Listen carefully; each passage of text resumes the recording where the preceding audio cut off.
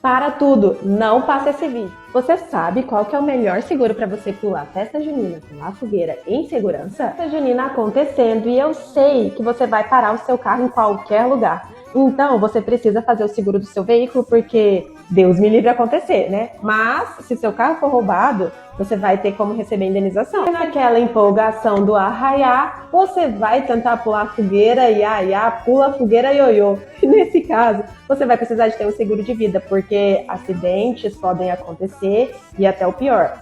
Deus que me livre de novo. Mas se isso acontecer, é legal você ter um seguro de vida para deixar todo mundo amparado e até custas mesmo de funerária e todas essas coisas que a gente sabe que existe também. E aí, o que vocês acharam dessas dicas para fazer o seguro para aproveitar a sua festa junina com mais segurança? E, bom, esqueci de algum seguro que você acha que é ideal para fazer nessa época do ano?